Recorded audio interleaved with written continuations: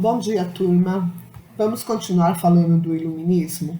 Só que dessa vez nós vamos falar do iluminismo sobre a influência iluminista no Brasil. A colônia portuguesa na América, ela simpatizava muito com as ideias iluministas. Mas tinha um porém.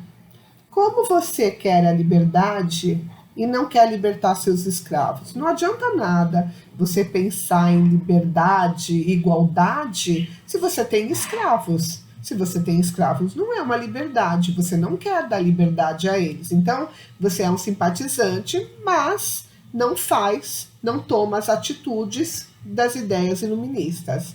As ideias, elas vindas da Europa, para as colônias. Na maioria das vezes, ela chegava clandestinamente, porque aqui a coroa não aceitava essas ideias.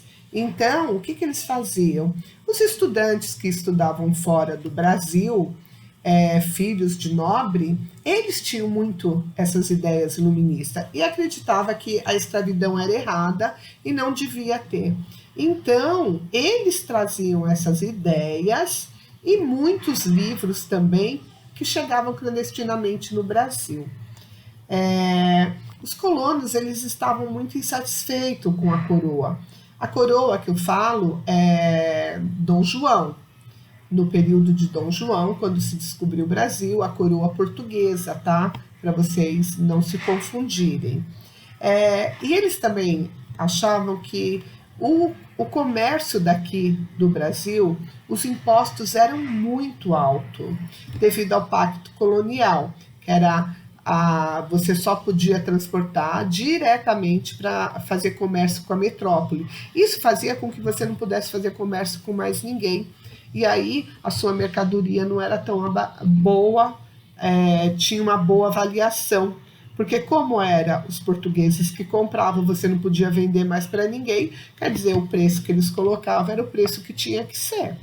No final do século XVIII, a crise da extração do ouro em Minas Gerais e Goiás e no Mato Grosso, que gerava prejuízos econômicos para os mineradores e a coroa. O que acontece?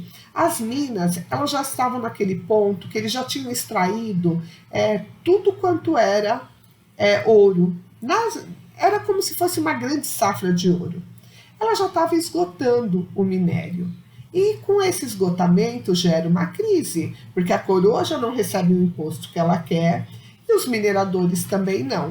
Então os donos de minas não estavam gostando dos altos impostos que eram cobrados pelo rei. O Marquês de Pombal, ele tinha essas ideias iluministas, ele era a favor dela, e ele achou uma maneira de agradar a coroa e os colonos. Dona Maria I acabou demitindo ele por conta disso. Quer dizer, ele queria beneficiar os dois lados para que não ficasse a coroa e as pessoas os nobres, e acabou se dando mal, porque Dona Maria I demitiu o Marquês e decretou o fechamento das manufaturas coloniais e acabou ampliando o controle de fiscalização real sobre os produtos das colônias, somado às ideias iluministas, acabou levando a uma radical contestação. Porque o que vai acontecendo?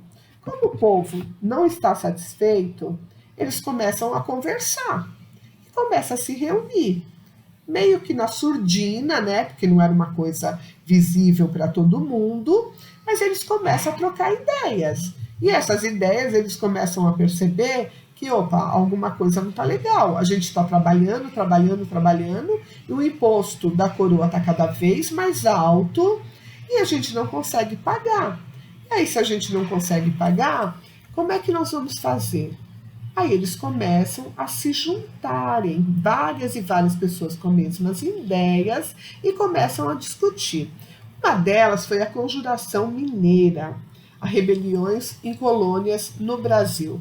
O que aconteceu? Na Conjuração Mineira, em Vila Rica, que hoje é a atual Ouro Preto, revoltoso Joaquim José da Silva Xavier, cujo nome todo mundo conhece por Tiradentes, defendia as ideias iluministas.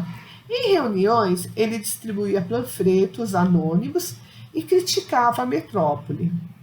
Os motivos da revolta, qual que era? Os impostos cobrados por Portugal, que era muito alto, e eles também tinham uma coisa que se chamava derrama.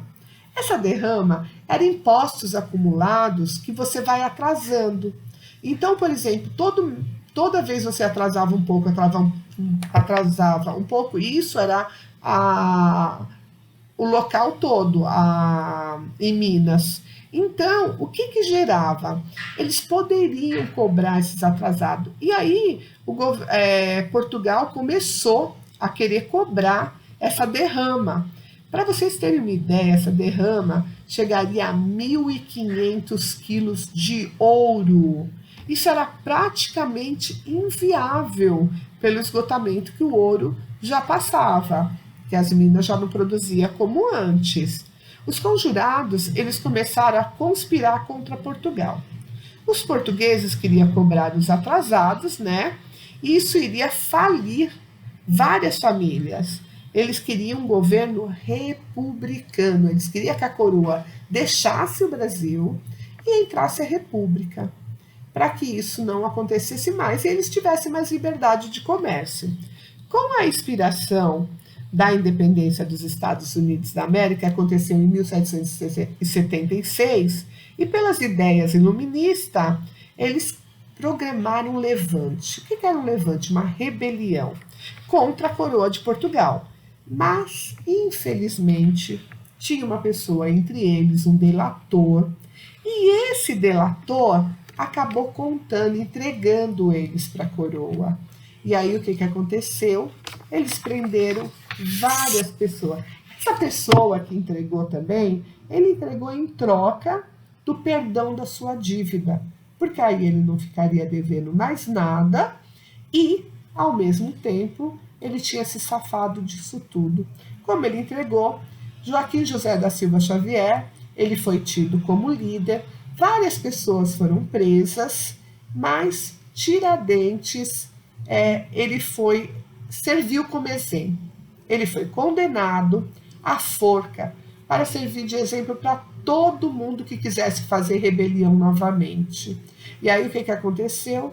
Joaquim José da Silva Xavier, Tiradentes, ele foi enforcado. Depois que ele foi enforcado, eles esquartejaram o seu corpo, cabeça, perna, braço, e distribuiu seus pedaços em vários lugares.